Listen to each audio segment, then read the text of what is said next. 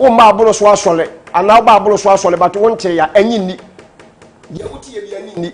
mesrawo enyi ni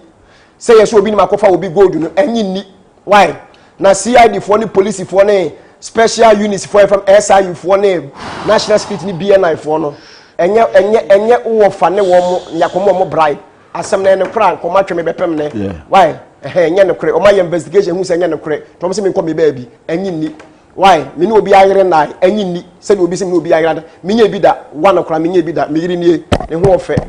mami wuti se ne ho ofe we nice woman ti me no obi ayere na me so me no obi ankoda me nya dwamanfo Erade Yesu si onfa ne pamma preku ene de yen kraman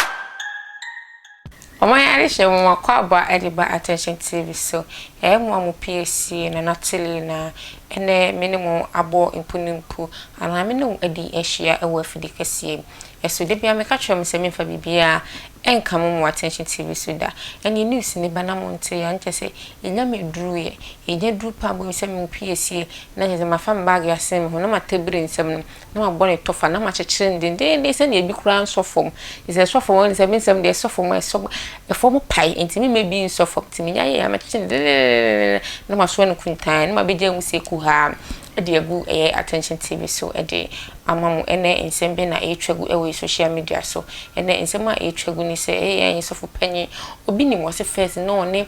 honorable Kénnedy Agyapong entem enwo kra na yete se omo twa nkasa ni emu ode enso se de hure se de omo tem de pamu mienko na mo mienko tie odewa atese ewo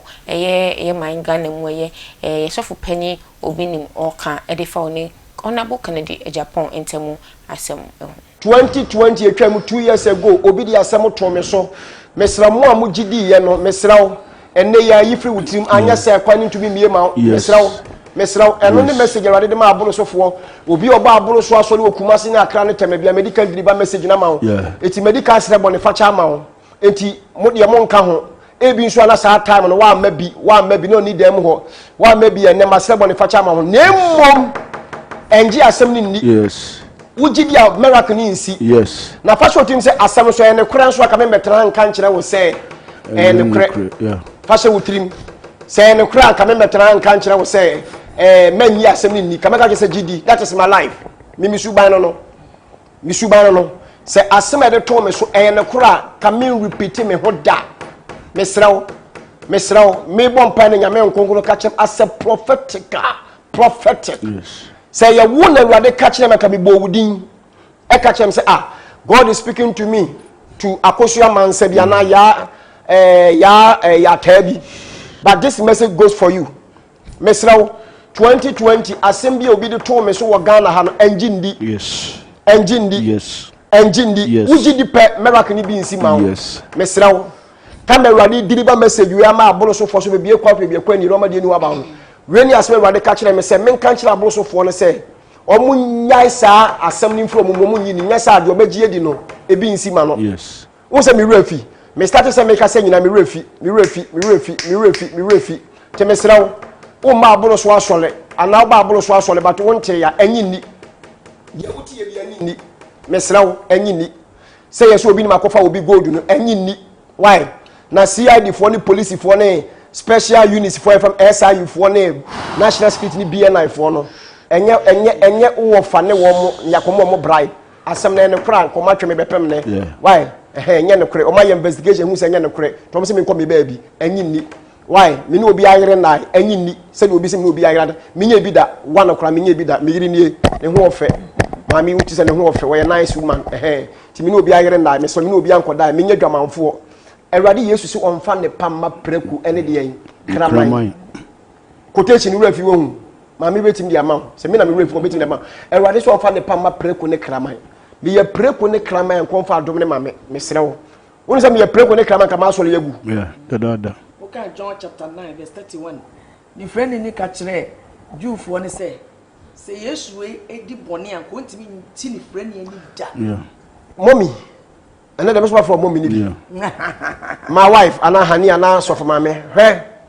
me e ho de mpese be fasa kwa say yenya nsole yeah but me pese yansa ni bi ti erade mfa ne pam ma preko ne kraman sir he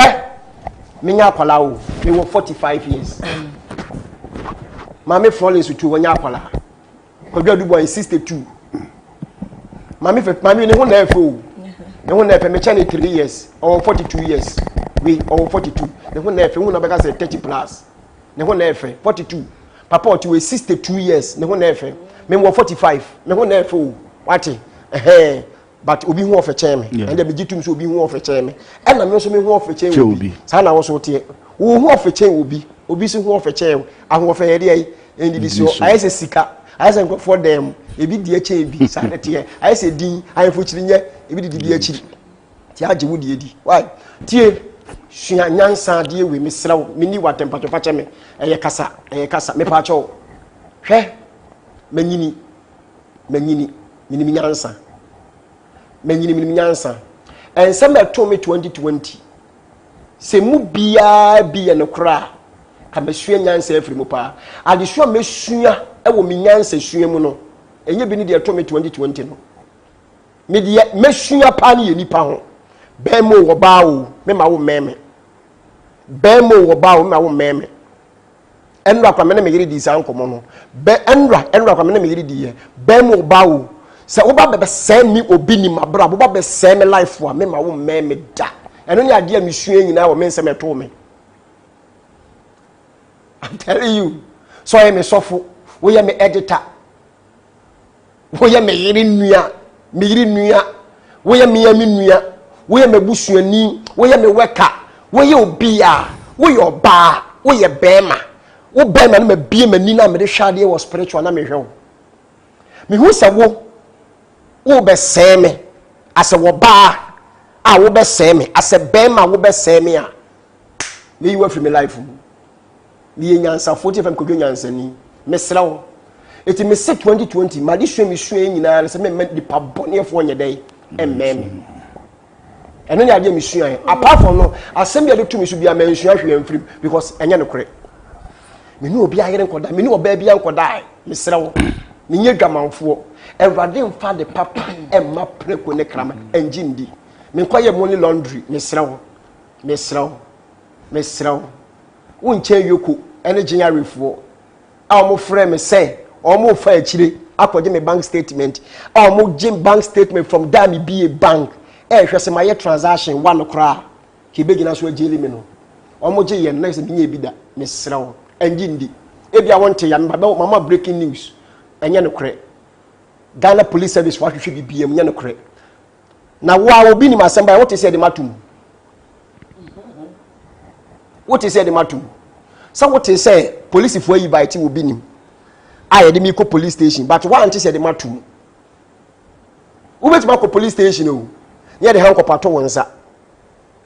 police for e the handcuff pato wonsa say bra police station but what is say the matum what is the matum if it's a police for na judge for who say enya no kre what is the matum mesrawo enya asem ni wo baka se papa adenti wo de asem wa betwa mu message na e baaye no anyway na baaye ba me refi anabeboa enukre wonte wo de kobusa wo mba kuma se ne akra ne tema obi ya oba bia message we no wo ho bia nim say message we baaye no anyway na baaye tie ba mienu Everade say me bebie kwatu bebie kwani ne mama die ni ho aba nemmom obi nim me asafo Everade me beye no kasa kira abosofo na ye de asem to wo so no mo gidi no sankrofo no miracle ne bi nya dai enso wo so ya homo nka ho Everade so mo nka ho eti mo ba 31st all night nipa bebebe no wo beka na kura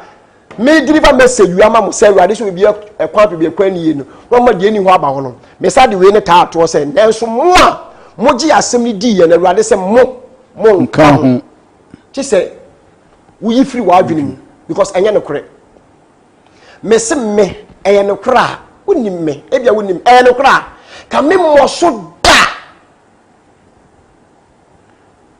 no kra kanye ne se ne honorable Kénnedy Agyapong na ba bonti abeka so ne me ye wan no ni nua ne me na danfo ne me no busuani ne me wonu se da me te so na busuani ne me no oso o obi nim se me kra me busuani ne ho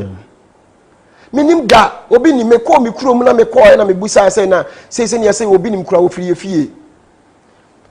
eti me fra me papa se ejabo nsu honorable Kénnedy Agyapong na busuani kakra ben o se oben o ye busuani nti de honorable na Kénnedy Agyapong ba bonte na beka se oben ye busuani yampa nti se honorable na timi ba bonte se medi me busuani ewu o se ma ha me nuan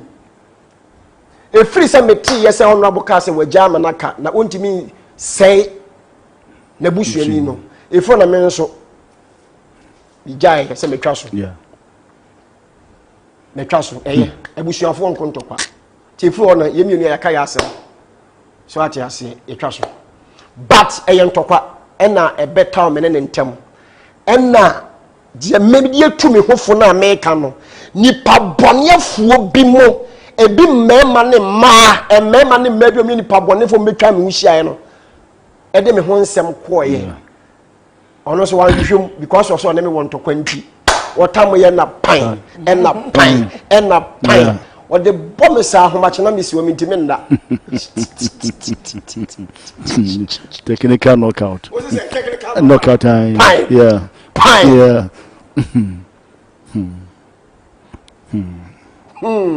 and now me say kwaku na ya se hwan no wan kasa babonten say o say hwan ne e be ye no na tu no e fa ye fake na say bra hu nya se mo beka Omaya share me say mo kwa ba e ba attention TV so pamocho mo subscribe channel no emame na mo share all the social media platforms and so enfa emame sa na mo fa mo comment so emba na mo like page no emame just I say double we subscribe no na say wo share your video no across all the social media platforms we sanso we no like page no so e dia mo sanso like page na say wo do comment so attire to den sebi na say ade bi no nti munye ne sa enfa makra mo da se ne yesan be sure